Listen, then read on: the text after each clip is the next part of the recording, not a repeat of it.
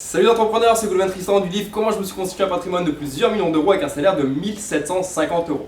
Je suis content de vous retrouver aujourd'hui pour un nouvel interview, pour un nouveau témoignage, des gens qui passent à l'action, des gens qui sortent de leur zone de confort. Et aujourd'hui, je suis content d'accueillir Yannick Alain, ou plutôt c'est Yannick Alain qui m'accueille dans ses bureaux. Oui, je suis honoré de t'accueillir. À Je Toulouse. suis très touché par ton invitation, Goulven, donc merci beaucoup. Ça fait un petit moment qu'on en parle, donc heureux de passer ce moment avec toi. Merci Yannick. Donc avant de commencer, avant de t'introduire, avant d'aller plus loin dans ce témoignage, beaucoup de gens te connaissent de par ton parcours, de par tout ce que tu as pu réussir, tes réussites, tes succès. Et moi j'aimerais Les bien... échecs aussi. Tes échecs aussi, ouais. Mais j'aimerais bien qu'on apprenne à te connaître un peu, que les gens apprennent à te connaître un peu plus en profondeur, par où tu es passé, d'où tu es venu avant d'en arriver à l'infoprenariat, par rapport à tout ce que tu as pu monter. Mais avant de commencer cette interview, je vous invite à télécharger mon dernier livre, Trouver et écrire la bonne affaire avant tout le monde, qui se trouve dans le lien au-dessus et en dessous. Et nous, on va commencer l'interview. Donc Yannick, pour celles et ceux qui ne te connaîtraient pas encore, est-ce que tu peux te présenter en 2-3 mots, d'où tu viens, que fais-tu dans la vie et Oui, quel âge as-tu? Oui, naturellement, en fait, je m'appelle Yannick Alain. En fait, j'ai un de mes amis qui s'appelle Nicolas Penn, en fait, qui m'a qualifié un jour d'aimant en opportunité. Et j'ai trouvé ça plutôt intéressant parce que je me qualifie très souvent comme un entrepreneur, un coach, un formateur et maintenant un conférencier. Et en fait, j'ai toujours été assez attristé et en colère de voir qu'il y avait énormément de personnes en fait, qui avaient un talent, qui soit dans leur main ou que ce soit un talent de coaching ou une passion en fait, qui les animait, et que ces gens-là n'arrivaient pas à mettre de réalité économique derrière en fait, ce talent-là, tout simplement parce qu'ils avaient une aversion à tout ce qui avait rapport de près ou de loin à la vente ou à tout ce qui est commerce en général. Et ça, du coup, j'en ai fait un peu mon cheval de bataille. Ouais. Et du coup, j'ai créé un mouvement, parce que moi, j'ai fait ma carrière dans le commerce. En fait, j'ai été directeur commercial, directeur général, commercial avant, évidemment. Et du coup, j'ai bien réussi là-dedans. Et au début, c'est vrai que j'ai eu beaucoup de mal, moi aussi, avec le commerce, parce qu'il y avait beaucoup de pratiques que j'estimais, moi, non éthiques. Parce que l'éthique, chacun a la place où il a envie, évidemment. Et donc du coup, moi je m'étais dit, moi j'ai vraiment envie, je suis né dans une famille où ils sont gentils les gens, où on m'a élevé dans des valeurs de gentillesse, tu vois, donc là quand tu arrives dans le commerce, ou en tout cas dans des boîtes de porte-à-porte comme ce que j'ai pu faire au tout début, tu te dis, écoute, c'est compliqué, bon, au niveau de tes valeurs, on te dit, ouais, assois-toi dessus, ouais c'est bien, voilà, piétine-les, voilà, jette-les à la poubelle, voilà, passe-la dans le broyeur, voilà, mets dans la poubelle, ok très bien, et jette tout au tout venant. Donc, voilà, donc fort de ça, en fait, j'ai fait ma carrière dans le commerce, j'ai quand même réussi à bien tirer mon épingle du jeu, puis je suis devenu directeur commercial, j'avais 26 ans à l'époque, c'était assez jeune. Je travaillais pour de gros groupes comme Toshiba, Intel, Microsoft, Orange. Voilà, tout ce qui est high-tech et compagnie. Beaucoup plus dans le domaine du high-tech, en effet, oui, pour un petit gars comme moi qui n'avait pas d'études, rien du tout, c'était assez... Et justement, c'était quoi, justement, comment tu as eu ce poste? C'est quoi tes études? Tu as fait quoi comme études? Tu as eu quoi comme diplôme? Je vais te le détourner. En fait, en réalité, moi je suis né dans la campagne toulousaine et en fait, très rapidement, mes grands-parents qui m'ont élevé, on se sont rendu compte que l'école. C'était pas pour toi. Non, c'est-à-dire que voilà, j'étais gentil, j'étais plutôt sympathique, les profs ne se plaignaient pas de moi d'un point de vue attitude, mais par contre d'un point de vue résultat scolaire, c'était tout un rêveur, très dans ma tête, très dans la lune tout le temps. Tu étais déjà dans la visualisation peut-être? Ouais, peut-être, ouais, déjà visionnaire, mais en tout cas à l'école ça plaisait pas, je peux te dire que c'était vraiment pas... Mais je crois que les profs en fait ils s'amusaient en fait, à m'écrire des pamphlets pour me défoncer, des gens irréguliers que dans les régularités. Voilà, ne vient à l'école que pour se chauffer. C'était vraiment, voilà, et du coup, tout petit déjà, quand j'étais en primaire, c'est ça, CM1, CM2, CE2, enfin CP, tout ça, c'était déjà très compliqué, quoi. Et du coup, en fait, tu avais 3 voies, en fait. Ah, t'étais précoce dans... Ah, j'étais précoce dans les régularités, dans la nullitude au niveau de l'école, en fait, soyons très clairs sur le sujet. Voilà, et puis... Et voilà, et donc du coup, c'est ce qui fait que j'ai eu aussi une aversion en fait, à tout ce qui était notes et objectifs. J'ai réussi dans le domaine du commerce sans objectif aussi. Ouais. Peut-être qu'on en parlera si ça t'intéresse. Et donc du coup, voilà, mes grands-parents, en fait, il y avait 3 choix pour moi. En fait, soit j'étais manuel, soit j'étais intellectuel, soit éventuellement je pouvais être sportif, mais c'est tout. Manuel, bon, comment te dire, si j'ai un clou, c'est pas ça. Un marteau, en fait, si tu deviens une arme de destruction massive, c'est pas bon pour les gens, c'est pas bon pour... C'est bon pour personne. Voilà. Pour toi-même. Voilà, donc très clairement gratuit. À l'école, je ne valais pas un clou non plus. Sur très clair sur le sujet, c'était pareil, j'étais mauvais. C'est le sport. Voilà, et le sport, en fait, à la cour de récréation, quand tu as 2 capitaines qui se forment, qui veulent jouer au foot, tu vois, au début, ils prennent les meilleurs, après, ils prennent un peu moins bons, après, ils prennent les filles. Et ils finissent par qui? Toi, t'étais après les filles, toi. Voilà, après, sur un plâtre, voilà. Et après, éventuellement, et celui sur qui je tombais, c'était oh non, oh non, pas lui, voilà. Et donc du coup, voilà, c'est-à-dire que voilà, j'étais pas vraiment très sportif, en tout cas pas très sport-co, donc du coup, je tirais pas mon épingle du jeu comme ça. Et ma grand-mère, en fait, c'était, en fait, tu sais, c'était étonnant comme quand tu as pas d'études, quand tu es enfant, en fait, tu accroches ta valeur personnelle à la valeur de tes notes. Ouais, bien sûr. C'est-à-dire que si tu es pas bon en fait dans tes notes à l'école, toi tu estimes que tu n'es pas bon en général et que tu es nul. Tu te mets tout, c'est ce que font beaucoup de gens, tu te mets dans une case tout seul comme un grand, Ah bah oui. en te disant voilà plus tard, bah si et je n'ai pas fait exception à la règle, je me suis dit, ben voilà, en fait t'es nul en fait. Ah ouais. C'est ça en fait. Et du coup moi j'étais embêté parce que je me sentais vraiment comme une merde et j'avais posé la question à ma grand-mère, j'avais dit mais mamie, je lui ai dit qu'est-ce que tu penses que je peux faire? Et elle m'avait dit c'est mon chéri, tu peux faire absolument tout ce que tu as envie de. Elle dit il y a 3 petites choses. J'aimerais que tu ne le fasses pas. La première c'est 1. Ne sois pas un malfrat. 2. Ne fais jamais de mal aux gens. Et 3. Ne sois jamais commercial. Parce que quelques années auparavant, en fait, il y avait une dame qui venait, moi j'étais dans la campagne toulousaine, il y avait des commerçants qui venaient à domicile. Donc moi j'avais le poissonnier qui venait à domicile, je sais pas si tu as connu ça toi. Poissonnier qui venait à domicile, j'avais le boucher qui venait à domicile, le pain qui venait à domicile, le boulanger. D'accord. Et il y avait la dame avec le camion brocante. Ah, la dame avec le camion brocante. Ah oui, t'habitais vraiment dans la campagne toulounaise. Trentaine de kilomètres de Toulouse. Oui, c'était la campagne quoi. Donc ta grand-mère en fait, donc ça c'était un premier déclic. Ah oui, ma grand-mère elle détestait. Ça a été une première transmission d'état d'esprit déjà. Oui voilà, c'est-à-dire que ma grand-mère première graine que t'as. Elle s'est fait avoir par cette dame en fait, voilà. Et donc du coup comme elle s'est fait avoir, elle m'a dit, tu sais Yannick, quand on est gentil on se fait avoir. Et surtout Yannick, les commerciaux c'est tous des salauds.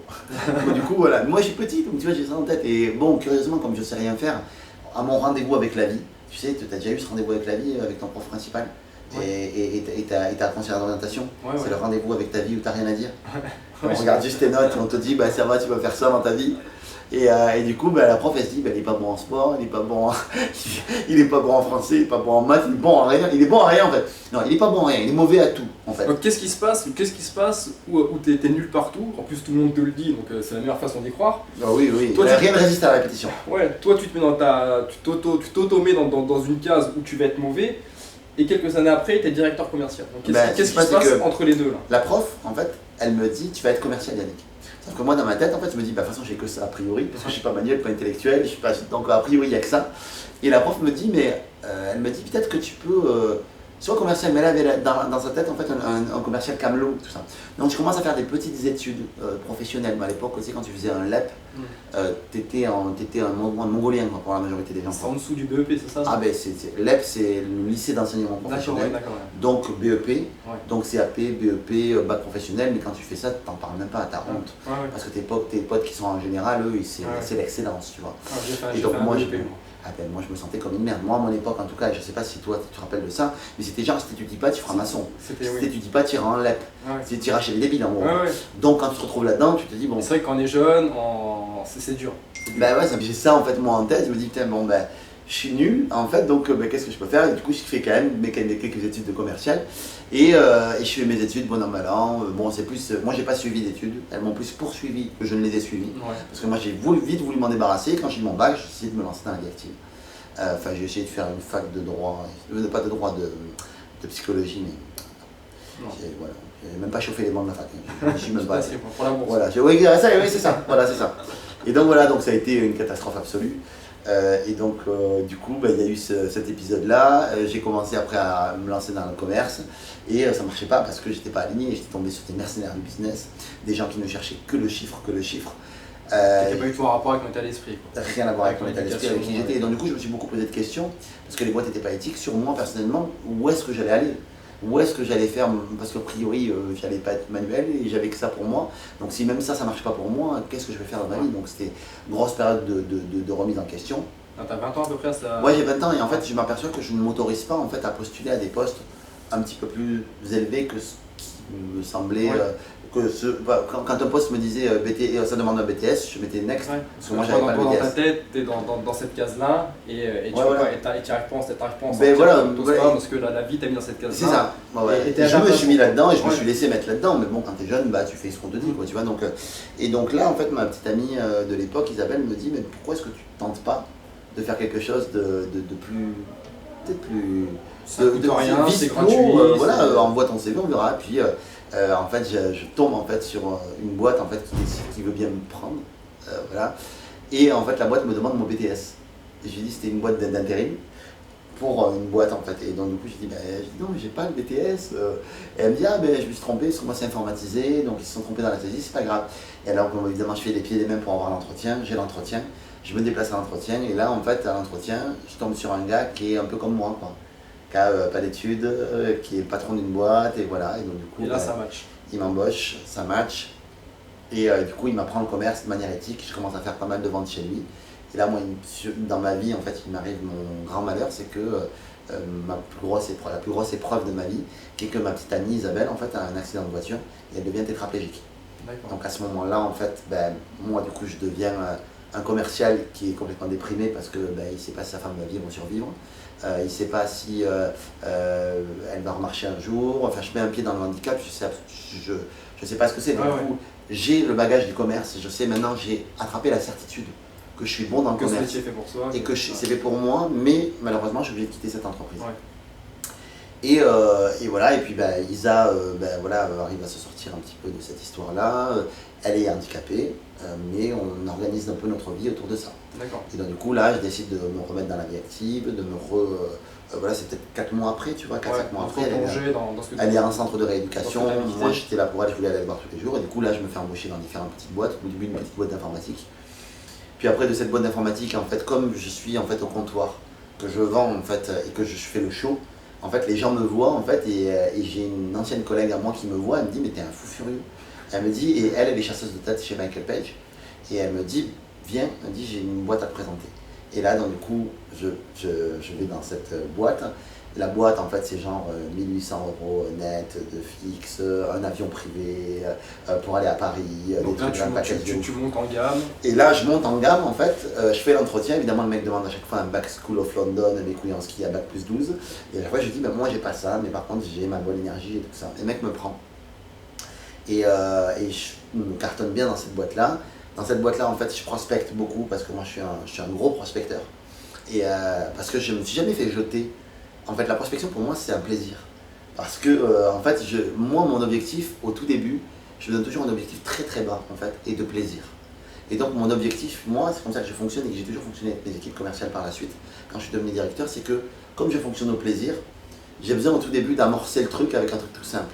Donc, moi, mon objectif premier, c'est que la personne que j'ai au bout du fil, elle passe un bon moment et de la faire sourire. D'accord. Mon job, c'était de la faire sourire. D'accord, la faire donc, sourire par humour, téléphone. donc voilà, la faire sourire. Donc je dis bonjour, Yannick Alain, pareil, Yannick comme Yannick Noir, Alain comme Alain Delon. Je dis vous avez une bonne référence. Je dis oui, ça va, et encore vous m'avez pas vu. Parce que je suis aussi beau de l'un que de l'autre en fait. Je laisse imaginer. Et puis parce qu'elle me disait j'imagine, je dis non en fait après je suis un petit chinois tout rabougri. Mais voilà, mais je dis la meilleure manière de le savoir c'est de me rencontrer madame. C'est ça, voilà, si vous voulez me rencontrer ou monsieur, c'était d'essayer de me rencontrer. Donc du coup je faisais beaucoup d'humour comme ça, avec l'accueil, avec tout ça. Donc du coup j'arrivais très facilement à passer les barrages. Et je faisais passer un bon moment. Et à chaque fois les gens quand je les rappelais, c'était un plaisir pour eux. Ils disaient putain mais il est cool ce mec, j'ai bien envie de le voir. Et des fois on me filait des tuyaux à moi qu'on ne donnait pas aux autres. Donc ouais, lui il est à tel, lui il est à tel endroit, tout ça. Et à la fois, quand tu es quelqu'un comme ça de très jovial comme moi, on peut beaucoup remettre en doute en fait ta capacité à être sérieux. Et à la fois du coup moi qui ne suis pas d'un naturel très rigoureux et sérieux, je me suis filé vraiment une rigueur, une discipline de dire non je dois être sérieux parce qu'il faut que je compense là-dessus. Tu sais, la meilleure manière de réussir. C'est un atout, t'as un atout, mais il faut que tu en fasses maintenant. Tu transformes cet atout. Et moi pour ma part en fait, si tu veux avoir une manière de réussir, en fait il faut que tu génères 3 choses, c'est ton interlocuteur. En fait c'est que 1 de la sympathie, 2 de la crédibilité, donc il faut que tu sois sérieux. Et 3, en fait, que tu sonnes comme une opportunité pour lui. Donc si tu as les 3, en fait, que tu arrives, que pour lui, dans sa tête, il voit les 3 en toi, tu deviens magnétique, en fait. Quand la personne, elle se dit, j'ai envie d'en savoir plus, j'ai envie de le connaître, c'est la meilleure manière de faire du réseau, c'est la meilleure manière de faire du commerce, de faire du networking, et finalement de gérer tes affaires, en fait, comme il faut. Et donc, j'en venais là, et puis comme je prospectais beaucoup, à un moment donné, je tombe sur une boîte, je lâchais rien. Il faut savoir que je suis un très gentil. Tu as pris confiance en toi déjà. Tu partais de très très bas, donc là tu avais déjà retrouvé une certaine confiance en toi. Oui. Et là, j'avais développé des certitudes, et les certitudes ça ne se développe qu'à partir du moment où tu fais les choses. Ouais, bien sûr. Et comme quand tu fais les choses, au bout d'un moment tu te trompes une fois, 2 fois, 3 fois, au bout d'un moment ça réussit, tu dis tiens, tu as chopé la croyance que c'est possible. Mm. Et donc comme c'est possible, tu dis ben, c'est possible, donc du coup j'y vais. Et là tu y vas et feu à volonté. Et donc du coup, ben, moi c'était ça, j'avais trouvé la croyance que chaque mois en repartant de zéro, j'étais capable de générer du business. Que chaque mois en partant de zéro, j'étais capable de faire sourire des gens, d'aider les gens. Donc du coup, ben, c'était bon, je savais que j'avais un métier en poche et c'était bien quoi. Et donc je savais que j'étais capable aussi de prendre rendez-vous avec les personnes les plus haut placées possibles. Ouais. C'était mon challenge. Parce que moi, bizarrement, quand le challenge est trop petit, ça m'emmerde. Ouais, donc là déjà tu avais cassé toutes tes barrières que tu avais cassées, les croyances limitantes, tu les avais pétées. Et là la vie, en fait c'est plein de nouveaux chemins, c'est ce que j'explique, c'est plein de nouveaux chemins qui t'étaient déjà disponibles mais que tu voyais pas. Oui, voilà. En fait c'est la société, la négativité, cette négativité ambiante de cette société qui t'empêchait de voir ces chemins, plus tous les échecs que tu avais eus, que tu traînais aussi, toutes les casseroles que tu traînais de par tes professeurs, de par tous les gens qui avaient En fait, c'est pas des casseroles, en fait, c'est des étiquettes. Des étiquettes, ouais. Et en fait, il y a une étude aux États-Unis qui s'appelle la stratégie de l'étiquette. Il a été démontré que la stratégie de l'étiquette fonctionne extrêmement bien. C'est-à-dire qu'en fait, ils ont fait une étude pour faire des dons, en fait. Et donc, du coup, c'était un organisme aux États-Unis qui fait des dons, en fait, et qui s'est dit comment est-ce qu'on peut faire pour avoir plus de dons. Et il y avait un scientifique, en fait, qui avait il faudrait que je te retrouve le nom, qui avait la certitude que si en fait on collait une étiquette à une personne, de quelqu'un qui était bienveillant, qui était bon, en fait, il aurait plus de faculté à donner. Et du coup, ils appelaient les gens, en fait, ils leur disaient oui, vous avez été sélectionné en fait parmi notre algorithme en fait comme étant en fait des citoyens modèles. Et du coup, en tant que citoyen modèle, en fait, on voudrait savoir en fait si pour le cancer vous seriez prêt à donner de votre temps pour machin. Et du coup, quand ils disaient qu'ils avaient été sélectionnés comme citoyens modèles et quand ils ne le disaient pas, ils ont eu un taux de transformation bien meilleur quand ils disaient que c'était un citoyen modèle. Ce qui fait que si je te colle une intention pour toi en fait tu vas tout faire pour coller à cette intention. Bien sûr. En fait tu vas tout faire. En tout cas petit à petit en fait tu vas coller à cette intention, tu vas en développer la croyance et du coup petit à petit voilà. Autrement dit ça fonctionne pour le positif mais ça fonctionne pour le négatif aussi. Donc pour les enfants c'est pareil, messieurs dames, quand vous leur dites t'es comme ça ou t'es comme ça, bah, du coup vous leur collez une étiquette. Alors moi je suis pas pour les étiquettes donc moi je suis beaucoup plus en fait pour le ou. C'est-à-dire que je peux être quelqu'un de très gentil mais à la fois aussi je peux être quelqu'un de très ferme aussi. Je peux être quelqu'un, tu sais, des fois on te dit, ah ben tu sais, deux frères ensemble, ou je sais pas, tu as un frère, tu sais ça? Ouais, j'ai un frère, un petit frère. Tu sais, des fois on te dit, en fait, oh ben lui il est comme ça, et lui il est différent, il est plus comme ça. Ouais. Du coup, plutôt que de te mettre comme ça, toi tu peux être aussi comme ton frère il est, ouais, et ton frère peut être comme toi. Et du coup, c'est coller cette étiquette-là, c'est quelque chose d'important. Donc du coup, moi, si j'ai un conseil à te donner et à vous donner, c'est d'adopter plus le ou que le et. Je suis comme ça et comme ça, plutôt que de criver, dire ben, je suis comme ça et comme ça, je suis complet. D'accord. Donc du coup, j'ai un peu tout. Donc, du coup, voilà. Et du coup, ben, cette stratégie de l'étiquette, en tout cas pour moi, c'est quelque chose qui m'a beaucoup collé à la peau en fait. Voilà, et du coup, ben, quand on m'a dit en fait effectivement t'es pas commercial, t'es pas machin, t'es pas doué, t'es machin, moi je me suis collé cette étiquette là et après ça prend beaucoup de temps, beaucoup d'énergie. Avant de l'enlever quoi. Ben oui, et puis tu sais, encore je la traîne. Tu sais, ouais, je pense que je traîne encore des fonds. Alors même si ça m'empêche pas de passer l'action, ça m'empêche pas de faire des choses, je pense que je traîne au fond de manque de confiance en moi. En fait, au fond. Je traîne au fond de syndrome de l'imposteur, encore en moi, certains, c'est sûr. Ça, c'est pour là tout, ça, ce syndrome de l'imposteur. Ouais, syndrome de l'imposteur, manque de confiance en moi, c'est certain, mais en même temps, qui a dit que les gens qui avaient confiance en eux étaient meilleurs que les autres? Ah, bien sûr. C'est voilà, quelqu'un qui a confiance en lui, c'est bien, je suis content pour lui, mais par moments, ça peut aussi l'amener, la surconfiance peut t'amener dans le mur. Aux échecs, bien sûr, dans l'échec. Voilà, donc, et non seulement dans l'échec, mais en plus dans le mur, et en plus d'y revenir, et justement d'être tellement allé et polarisant dans ce que tu voulais faire, que du coup tu t'es retrouvé dans la merde, et tu te mets dans la merde et tu te grilles. Alors que je pense que ça prend aussi un peu de vigilance, et peut-être de discernement, de se dire, tiens, qu'est-ce que je fais réellement bien, plutôt que d'être aveuglément confiant en toi. Je trouve que c'est un peu débile, il faut aussi analyser les choses de manière très pragmatique. Tu vois, donc je crois que moi, mon manque de confiance m'aide aussi à mettre des seuils de vigilance, là où certaines d'autres personnes ne vont pas les mettre. Et donc du coup à livrer des choses peut-être qui passent de niveau. D'accord. En tout cas qui en tout cas moi me conviennent mieux, et voilà. Donc on a le Yannick à la scolarité très médiocre, là tu commences à reprendre confiance en toi dans les premiers jobs que tu as dans le commerce, à trouver ta voie, tu as envie de tout défoncer maintenant. Jusqu'où tu vas aller dans le commerce? Donc tu as été directeur d'une équipe commerciale, c'est ça? Oui, plusieurs même, j'ai managé jusqu'à 60 personnes. Et à 33 ans? Avec du middle management au milieu, mais j'avais des chefs d'équipe qui travaillaient pour moi, des chefs de projet, voilà. Et à 33 ans, tu fais président, directeur général, c'est ça? Ouais, en fait, à 29 ans, 30 ans, j'arrête mon métier de directeur commercial. Je me dis, bon, enfin j'arrête.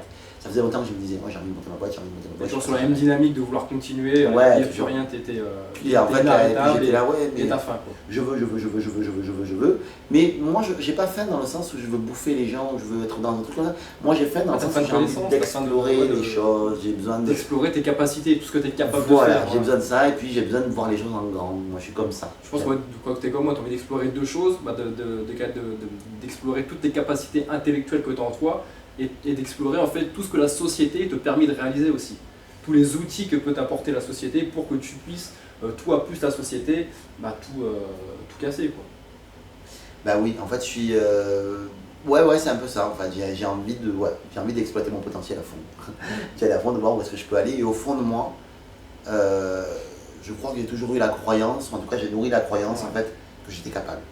Je crois que ma grand-mère, elle m'a insufflé ça. Elle m'a toujours dit, t'es capable. Tu sais, mon chéri, t'es capable. T'es quelqu'un de capable. Je veux que tu deviennes quelqu'un et t'es capable. Écoute, tu l'as réussi, je pense que ta grand-mère, c'est une belle fierté en tout cas pour elle est décédée, j'avais 12 ans, donc malheureusement, de là-haut. Je l'embrasse fort. Donc 33 ans, donc directeur général. Et ensuite, ça va être quoi la transition de ce que connaissent les gens de toi aujourd'hui, avec la Neuro Business School, avec tout ce que tu fais, toutes les interventions que tu fais sur scène, tous les entrepreneurs que tu peux accompagner. Donc ça a été quoi la transition entre le salariat et le fait de te mettre à ton compte? C'était quoi cette décision? Pourquoi qu'est-ce qui a fait qu'aujourd'hui tu es devenu ce Yannick Alain? Je me suis cassé la jambe.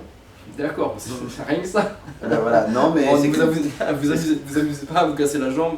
Non mais c'est pas ça, mais c'est que je suis pas meilleur qu'un autre, je suis pas meilleur que les gens qui me regardent. Moi aussi j'ai des démons, mes peurs. Et quand tu es directeur commercial, que tu fais des salaires à 5 chiffres, tu te réfléchis beaucoup en fait à te dire est-ce que je me lance à mon compte ou pas. Sachant que au début tu vas avoir du chômage, voilà, mais tu es dans une zone de confort mais pas complètement, tu n'es pas complètement épanoui, tout ça, et tu as envie de lancer ta boîte. Donc moi je me suis dit quoi? Je me suis dit ce que je veux faire, c'est que je vais tenter ma chance, mais sauf que je passais jamais à l'action. J'étais pris à chaque fois. C'est vrai que c'était insuffler ta positive attitude aux gens, c'était insuffler accompagner des gens dans leur réussite, à ce qu'ils soient plus heureux, à ce qu'ils atteignent leur objectif. C'était. Oui, alors l'objectif, tu sais ce que j'en pense maintenant, mais oui, effectivement, moi c'est en tout cas, avant de rendre les gens meilleurs, je vais essayer de les rendre plus heureux déjà. Et puis si pour les rendre plus heureux, il faut les rendre meilleurs, c'est pas un problème. Mais je ne cherche pas, en tout cas j'essaie de ne pas prendre la problématique à l'inverse à mon sens. Parce que à la course à devenir meilleur, tu peux te perdre en fait. Voilà, et j'en fais pas exception. Donc du coup voilà, c'est vraiment du vécu que je te dis. Donc du coup voilà. Donc c'est le fait de se dire, écoute, moi j'ai envie de voir les choses en grand, j'ai envie de monter ma boîte, mais je savais pas dans quoi et j'ai tergiversé. Je me suis cassé la jambe et j'étais obligé de faire un stop. Et du coup ce stop là m'a permis de réfléchir, de me dire en revenant, fini. Voilà, j'arrête. Voilà. Et du coup, j'ai arrêté mon petit directeur commercial, j'ai commencé à monter ma boîte, j'avais 30 ans, j'ai commencé à monter mon blog, commercial équitable, ça a commencé à marcher pour moi, au niveau du coaching, au niveau de tout ça. Je me suis formé en neurosciences, je me suis formé à la PNL, je me suis formé à l'énéagramme, je me suis formé à tout ça parce que c'est des outils, à l'hypnose également. Donc des formations que tu as achetées, des conférences auxquelles tu as assisté. J'ai dépensé un argent phénoménal dans des formations. Justement, c'est combien à peu près? C'est vrai que c'est ce que je remarque. 25 000 € à peu près. 25 000 € à peu près. La première année. La première année. Ah ouais, parce que je suis un peu compulsif. Alors c'est vraiment très important et ça on vous le répète, que ce soit moi ou d'autres personnes, c'est vrai qu'on vous le répète souvent, mais il faut vraiment investir sur soi, on est vraiment une action et plus vous allez investir sur vous, plus vous allez vous rapprocher de la personne que vous voulez devenir. Et c'est vraiment très important, ça faut vraiment prendre conscience qu'on est une action et que plus vous allez investir d'argent sur vous à travers des formations, des conférences, des séminaires, plus vous allez vous entourer de personnes qui ont le même profil que vous, ce qu'on appelle le phénomène de l'épigénétique, plus vous allez être en capacité justement de vous rapprocher de vos objectifs. Et ça c'est vraiment très important la formation. Et je rebondis sur un deuxième truc que tu m'as dit et tu n'es pas le premier à me le dire. Toi c'est l'exemple que tu t'es cassé la jambe et tu as profité. En fait toi tu l'as vu comme une opportunité. Voilà, au début je l'ai vu comme un bel emmerdement. Ouais, comme un bel emmerdement, mais après voilà. Mais après ça sert à rien d'insulter la terre par rapport au fait que tu t'es cassé la jambe, ça changera strictement rien, donc autant en faire une opportunité. Toi ce que tu as réussi à faire remarquablement, parce que tu t'es servi de cet arrêt de travail pour montrer ton business, et je pense par rapport à ça, je pense à Sonia PRH, je sais pas si tu connais Sonia. Ouais, c'est une sœur, je l'aime profondément. Voilà, Sonia que j'ai interviewé, je l'ai vu à plusieurs reprises, je l'avais interviewé. Business Girl Academy. Voilà, et Sonia PRH aussi, pareil, quand on a eu d'avoir marre, et à sa 3e grossesse, c'était une opportunité pour elle, elle en a profité justement pour monter son business. Donc voilà, Sonia, c'est une femme très inspirante. Ouais, mais enfin, c'est vrai que tous les gens que je peux côtoyer, ils m'ont tous appris quelque chose, et dans leur malheur, il y en a qui trouvent des opportunités. Voilà. Alors après, voilà, Sonia, une troisième grossesse, c'est pas du tout un malheur, mais elle en a profité justement pour monter son business, et aujourd'hui, elle est indépendante financière et géographiquement, et tout ça, elle a su trouver les solutions justement pour le faire. Et Elle est brillante. toi, tu as eu ta jambe, ouais, Sonia, je te fais un bisou aussi au passage, toi, tu as eu ta jambe de cassée, tu en as profité justement pour que ce soit un poser, tremplin, j'ai été obligé de me poser. poser, de dire là tu es obligé, tu peux plus faire ton métier. Donc du coup là maintenant tu te poses, comment on fait? Et du coup voilà, et du coup ça a été très comment dire, voilà, ça a été très salutaire parce que ça m'a permis de passer à l'action, de me dire bon maintenant j'arrête, voilà, du coup je suis rentré au bureau, 1 ou 2 mois après j'ai dit que j'arrêtais, voilà. La personne pour qui je travaillais en fait a fait ça de manière extrêmement intelligente, voilà, elle m'a aidé à partir, on a fait une rupture conventionnelle, j'ai pu avoir du chômage, tout ça, et tout, donc ça a été vraiment vrai, puis je me suis lancé après coach, voilà, et puis je me suis rendu compte que j'avais envie de devenir conférencier, d'aller plus loin, et en parallèle de ça, j'étais en fait dans ce monde du développement personnel, tout ça, et je me formais, tout ça, et puis en parallèle de ça, en fait, on m'a proposé en fait une mission de direction générale de transition. Et du coup, j'avais envie en fait de tester le truc. Donc, je me dis, tiens, j'ai une mission entre 6 mois et 1 an, je la fais. En parallèle de l'infoprenariat et tout ça. D'accord. Et j'ai fait la mission, et puis c'était un enseignement dingue pour moi. Ouais. Parce que je me suis rendu compte en fait que les gens. Humainement parlant, en fait, moi, quand tu es dans un monde de développement personnel, les gens qui regardent ces vidéos-là sont des gens qui ont envie de grandir. Donc, quoi qu'il arrive, tu vas pas tomber sur des zozos. Ou des gens bienveillants, tu vas tomber sur des gens bienveillants, tu vas te tomber sur des belles personnes. Moi là, j'arrive dans un milieu où quelque part, je suis le patron et j'impose un rythme, j'impose quelque chose. Et donc moi j'essaie de me poser sur les employés. Mais comme les employés, en fait, certains en tout cas, sont extrêmement fermés en fait et croient qu'on veut les avoir, qu'on veut les aider, du coup ça les perturbe énormément en fait. Parce que c'est toi qui vas vers eux et c'est pas eux qui viennent vers toi. Et voilà, et donc du coup là je me suis dit putain, si c'est dingue, en fait le développement personnel en fait, tu peux pas aider tout le monde en réalité. Tu peux pas coacher tout le monde, et ça c'est vrai que je le savais dans les... mais là je l'ai vérifié quoi. Je le savais en fait, j'avais intellectualisé ça, et là je l'ai vérifié. C'est-à-dire que tu peux amener un cheval à l'abreuvoir, tu peux pas le forcer à boire. Et moi je leur donnais des infos, j'étais là pour manager la transition, pour manager tout ça, et j'ai mené ma mission à bien, tout était bien, tout était parfait, j'ai fait mon job. Mais je me suis rendu compte qu'il y avait des gens qui étaient perdus en fait. Et que tant que eux ne faisaient pas l'action... Si la démarche n'a pas d'eux, c'est mort. En fait, le développement personnel, c'est 2 éléments principaux. Si tu n'as pas ces 2 éléments, ça ne sert à rien que tu regardes la vidéo, ça ne sert à rien que tu commences. Prends la responsabilité de tout ce qui t'arrive dans ta vie. Si tu n'as pas compris que tu devais prendre la responsabilité de tout, ça ne veut pas dire que tu es responsable de tout. Ça veut dire prendre la responsabilité. C'est-à-dire que tu es coupable de tout, que tu dois avoir de la culpabilité pour tout. Mais responsabilité de ta vie, quand je prends même mon ex Isaac qui a eu son accident de voiture, on a du mal à lui dire prends la responsabilité de ça et tu l'as créé, ce qui t'est arrivé. Ok, oui, dans un sens, en fait, c'est elle qui a eu l'accident, mais elle n'a pas demandé ça et tout ça. Par contre, tu es responsable de ce que tu fais derrière. Tu vois? Et c'est intéressant, en fait, ça, de te dire, en fait, si je prends la responsabilité de tout dans ma vie, ça veut dire qu'à un moment donné, je ne pourrais plus me cacher derrière n'importe qui d'autre par rapport au résultat que j'ai. J'arrêterai de me trouver des excuses, à me dire, ouais, mais c'est de la faute d'un tel, c'est de la faute de tel. Non, je prends la responsabilité de tout. C'est moi. Okay, je prends la responsabilité. Une fois que tu as compris bien ça, tu as une première étape. Et après, la seconde étape, c'est que tu dois comprendre que ton entourage, même le plus bienveillant du monde, n'est pas nécessairement en fait quelqu'un. Il peut être toxique pour toi, même s'il t'aime. Tu as 2 types de personnes dans ton entourage. Tu as les jaloux qui vont vouloir que tu réussisses pas, donc ceux-là tu peux les sortir vite, mais tu as ceux qui t'aiment et qui ont peur pour toi. Et donc eux là, si ton chemin à toi est différent de celui que eux ont emprunté. C'est souvent tes parents. Tes parents, tes frères, tes soeurs, ta petite amie, ton petit ami. Ça peut être vraiment tout le monde. Et des fois, c'est des gens très très proches qui te freinent.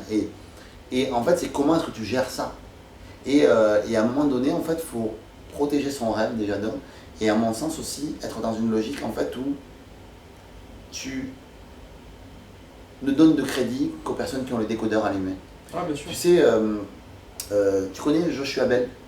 Entendu parler, mais pas plus que ça. C'est un virtuose en fait, au violoniste des années de notre temps en fait. C'est un gars en fait, le Washington Post il y a quelques années en fait a fait une expérience avec lui, il a fait jouer dans le métro. Oui, voilà. et personne s'est arrêté. Exactement. Et oui. tu as en fait Quelques une mois vidéo. avant, il avait fait, il avait Une semaine avant. Une semaine avant. Il avait rempli rempli une salle de plusieurs Boston milliers de Theater, personnes. Et il y a 15 personnes qui sont arrêtées devant lui en métro, je crois. Ouais, en réalité, il a récolté en l'espace de 3 quarts d'heure. L'expérience est arrêtée parce que quelqu'un l'a reconnu. Donc du coup voilà, donc c'est un des virtuoses de piano. Il joue sur un Stradivarius dans le métro. Les morceaux les plus difficiles du répertoire du violon, donc technique. Et les gens passent devant, font pas gaffe. C'est un violoniste, ils font pas gaffe.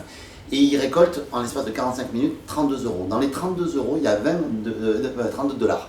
Et dans les 32 dollars, il y a 20 dollars de la personne qui l'a reconnu. Ouais. Donc en fait, lui, en réalité, s'il joue dans le métro et qu'il laisse l'autre définir sa valeur, il vaut 32 dollars. Quelques temps auparavant, il était au Boston Theater, il a rentré quasiment 3 millions de dollars. Ah ouais. Quelque part, en fait, c'est le même temps, c'est les mêmes morceaux, c'est le même mec, c'est le même violon. Mais pourtant, en fait, la valeur en fait n'est pas du tout la même en fait. Et en fait l'idée c'est que si vous regardez cette vidéo, c'est de se dire en fait, ne laissez personne vous dire votre valeur en fait. C'est à vous de la définir, c'est pas aux autres de définir votre valeur. Moi à l'époque quand j'étais à l'école, j'ai laissé les professeurs définir ma valeur. J'ai laissé mes notes définir ma valeur. Et au final, après, j'ai changé, mais ça a été un chemin tortueux et compliqué de changer, comme tout un chacun. C'est juste se dire que ça, c'est la première des choses en fait à retenir de ça.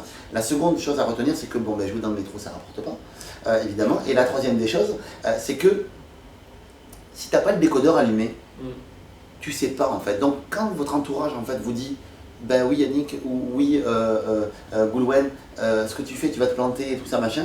Tu te dis, mais tu n'as pas le décodeur allumé, tu ne sais pas ce que je sais moi, tu n'as pas l'information que je sais moi, tu ne sais pas voir un bon entrepreneur là où il est ou pas. J'arrive à voir la vision que voilà, j'ai. comme la personne qui écoute du violon et qui a le décodeur allumé, qui sait, putain, il joue sacrément bien. Mais moi, je ne connais rien en violon, tu me fais jouer le prof de l'école de violon de Toulouse, qui est lambda, qui donne des cours, et puis Joshua Bell, je suis incapable de faire la différence. Il n'empêche que quelqu'un qui a le décodeur allumé, qui connaît, il sait voir la valeur. Donc arrêtez de faire en sorte d'à chaque fois prouver que vous êtes meilleur, que ce que vous allez faire c'est meilleur pour des gens qui, quoi qu'il en soit, n'ont pas le décodeur allumé. Donc quoi qu'il arrive, vous n'arrivez pas à les convaincre que ce que vous faites c'est bon. Il n'y a que quand ils verront votre belle voiture, quand ils verront votre belle maison, que là ils diront, bah attends, explique-moi, j'ai raté un truc. J'ai raté un truc, voilà. Parce que moi ça m'est arrivé. Il y a des gens qui m'ont chambré, qui m'ont taquiné, m'ont dit t'es en vidéo, mais n'importe quoi. Voilà, ça va monsieur, voilà. Et puis au début, en fait, moi je me sentais mal en vidéo, t'as pas idée. Et c'est encore dur aujourd'hui. Hein. Mais voilà, mais tu te dis, ben, c'est con, en fait, tu vois, en vrai. Parce qu'aujourd'hui, c'est eux qui viennent me demander des conseils, tu vois. Et je leur donne, parce que je suis pas quelqu'un de revanchard, et que je suis pas quelqu'un de... J'ai pas envie, tu vois, d'être celui qui dit, ah ben, je l'avais bien dit, tu vois. Parce que c'est nul et chacun son chemin, mais c'est juste que ces gens-là, à un moment donné, ont été toxiques pour moi. Parce que, ben, moi, ils m'ont scié les pattes, quoi. Et ça fait chier, quoi. Donc voilà, mais bon, comme ça. J'essaie d'être bienveillant. Seigneur, pardonne-leur, ce sont des brebis égarées. Faut que tu restes qui tu es surtout. Ouais. Et le fait de rester qui tu es, justement, on va venir justement à la conclusion un peu de cette interview. C'est, tu as créé donc tu as fait une rencontre, David Lefrançois. Ouais, on est devenus potes, on a fait une rencontre amicale d'abord, un coup de foot professionnel avec David. Lui est fan de commerce, était fan de ce que je faisais, moi j'étais complètement fan de ce qu'il faisait. Il avait une chaîne YouTube qui commençait à cartonner, il avait 10 000 abonnés à l'époque, ou 5-8 000 abonnés à l'époque. Et on a décidé de s'associer pour monter le programme Neurobusiness School. On s'est dit, on va mixer mes compétences, moi, stratégie marketing, vente, networking, comment attirer du trafic. Comment... Justement, est-ce que tu peux nous développer un peu ce qu'est la Neurobusiness School? C'est une école de formation qui t'enseigne en fait les meilleures stratégies de neurosciences pour réussir, et d'un point de vue de ton mindset, et d'un point de vue d'analyse de ce qui se fait de meilleur en neuromarketing aujourd'hui pour l'implémenter dans ton business. Ça, c'est ce que la partie que David apporte. Et moi, la partie que j'apporte, c'est la partie inspirationnelle, développement personnel évidemment, mais surtout la partie technique de vente, networking, à ma manière bienveillante, éthique, de stratégie marketing et de comment est-ce que tu fais exploser ton business. Est-ce que pour adhérer à la Neurobusiness School, il faut déjà avoir un business? Ou est-ce que ça peut t'aider sur un plan humain? Est-ce que ça peut t'aider dans la vie? Oui, ça peut t'aider en fait à trouver ta voie. Parce que quelqu'un qui est salarié, est-ce que ça peut l'aider? Absolument. Les gens en phase de transition, c'est génial parce que en fait, tu as effectivement des modules en fait qui sont liés à comment te trouver. Tu as un module sur l'ikigai, tu as un module basé sur l'énéagramme, aussi sur comment mieux te découvrir toi-même pour arriver à mieux te trouver et savoir qu'est-ce qui peut te permettre d'avancer. C'est toujours une période de questionnement sur soi-même. Il y a une partie de testing avec l'énéagramme, tout ça, mais le test, en fait, j'aime pas trop ça dans la mesure, en fait, pour la majorité des gens, ils se définissent avec un test plutôt que de s'aider, en fait, à se découvrir. En fait. Donc un test doit t'aider à te découvrir, jamais à te définir. Et donc du coup, voilà, mais on a tout ça en fait dedans, donc tu as beaucoup de travail d'introspection, tu as aussi une grosse communauté avec la NBS qui est très présente, comment dire, très bienveillante et très active, qui fait que quand on propose quelque chose, on ne se sent jamais seul quand on est dans la NBS. Et ça, c'est vrai que ça, c'est quelque chose qu'on a réussi à créer et à maintenir avec David. Et surtout, et je bénis ça, c'est que les gens qui nous rejoignent sont des gens profondément bienveillants, adorables, gentils. Et du coup, ils s'aident entre eux. Et il y a une très belle émulation qui se crée entre eux. Ils font du business entre eux. Enfin, c'est juste Donc pour toutes celles et ceux qui auraient des blocages, qui auraient des croyances limitantes, qui auraient le syndrome de l'imposteur, qui n'auraient pas le mindset ou l'état d'esprit nécessaire justement pour réaliser leur projet, leur rêve, on a plein de leviers. À devenir la personne qu'ils souhaitent devenir. Tout ça, c'est vraiment la formation phare à laquelle il faut adhérer. Oui, parce que tu as du développement personnel, tu as des exercices concrets, tu as des relaxations neurodynamiques qui sont des audios très spécifiques en fait, qui sont produits en fait, par mon associé en fait, qui donc a un micro spécifique, il met des sons et des fréquences spécifiques dans ses inductions, et donc du coup on a des relaxations neurodynamiques pour le syndrome de l'imposteur. Tu as qu'à te mettre dans les oreilles des relaxations neurodynamiques, et en marchant, en fait, tu es capable, en fait, en étant en mouvement, d'activer des zones de ton cerveau spécifiques qui font que tu vas chanter des choses et que tu vas acquérir l'information beaucoup plus rapidement. D'accord. Donc ouais, c'est très bien foutu. Depuis combien de temps elle existe, cette Neuro Business School? 3 ans maintenant. 3 ans, c'est combien d'adhérents à peu près? 1000. 1000 personnes? Ouais, 1000 personnes en... Un peu plus de 1000, ouais, c'est ça. D'accord. Il me semble que vous relancez justement cette académie, c'est quoi? Oui, elle est ouverte une fois par an, non? Ou c'est tout le temps? Ça dépend, on voit en fonction d'eux, mais effectivement, on veut s'occuper des gens bien comme il faut quand ils sont à l'intérieur, donc tous les ans, tous les 2 ans, effectivement. D'accord, là vous la relancez prochainement. On la relance là, effectivement. Donc c'est plusieurs modules, il y a un groupe privé où vous faites des interventions. Plusieurs modules, vous aurez plus qu'à faire du contenu tellement il y a du contenu important. Il y a une belle communauté, il y a des webinaires 2 fois par mois. Voilà, il y a un live qui est un live qui transforme littéralement. Tous les gens qui sont venus au live en fait repartent avec des étoiles dans les yeux et reboostés à mort. Sur Paris, c'est ça? Sur Paris, plutôt sur Paris, et un sur le Québec aussi. D'accord. On fait 2 lives, en fait, on fait sur les 2 continents, l'Amérique et l'Europe, voilà. L'Européen est sur Paris et l'Américain, on va dire, est sur le Québec. D'accord, est-ce que tu peux nous dire des intervenants qui étaient déjà venus l'année dernière? L'année dernière, on a eu Smaïl, on a eu du monde, on a eu Smaïl, on a eu Franck Ropers, on a eu Sylvain Guimont, on a eu Johan Leves, qui sont des experts dans le domaine de la biomécanique.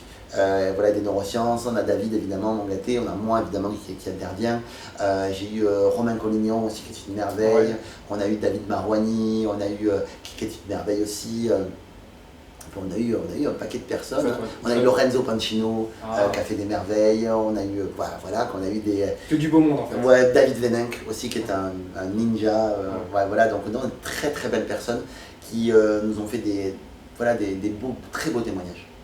En tout cas, c'est super, merci Yannick. Donc, s'il y en a parmi vous qui souhaiteraient adhérer à cette formation, à la Neuro Business School, je vous mettrai un lien qui apparaîtra en haut ou en bas ou dans le descriptif de la vidéo. Donc, n'hésitez pas, si vous voulez vous rapprocher de la Neuro Business School, si vous voulez adhérer à toute cette communauté, pour plus de 1000 personnes, si vous voulez avoir un suivi vraiment assez intensif, 2 webinaires tous les mois, le live à Paris, enfin voilà. Je vous mettrai un lien dans la description, si vous voulez aller plus loin, si vous voulez passer à l'action, si vous voulez investir sur vous, si vous estimez qu'il vous manque des choses, un état d'esprit, un mindset, des capacités qui pourraient justement vous accompagner dans vos projets à devenir la personne que vous voulez devenir, je vous conseille vraiment d'adhérer à la Neuro Business School. Je vous mettrai tout ce qu'il faut pour que vous puissiez trouver le lien.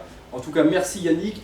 2-3 mots pour finir avant de terminer. Si tu avais pour les personnes, pour le Yannick il y a 20 ans, pour les personnes qui se cherchent, qui ne savent pas où ils en sont, qui ont envie de progresser, qui ont des rêves, des projets, en 2-3 mots, qu'est-ce que tu pourrais leur conseiller aujourd'hui? J'ai pas mal donné d'infos, mais qu'est-ce que je pourrais donner comme info? Si j'avais un conseil à me donner il y a 20 ans, je me dirais en fait... en un seul mot, en une ligne, en une phrase. Arrête de stresser parce que ça va bien aller en fait. Le stress, je suis quelqu'un de plutôt anxieux et stressé. Si arrête de stresser, ça va bien se passer. Et ce serait fais-toi confiance. Si quand tu sens quelque chose, suis ton intuition. Peut-être qu'aujourd'hui, en fait, tu as l'impression que c'est illogique, mais tu verras que plus tard, ça sera payant.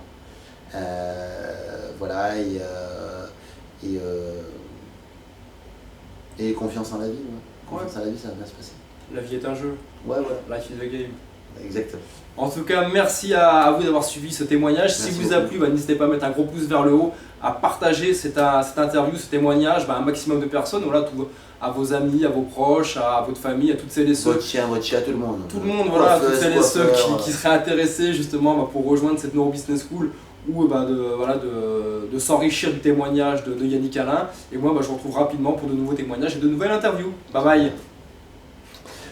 Merci beaucoup, ouais.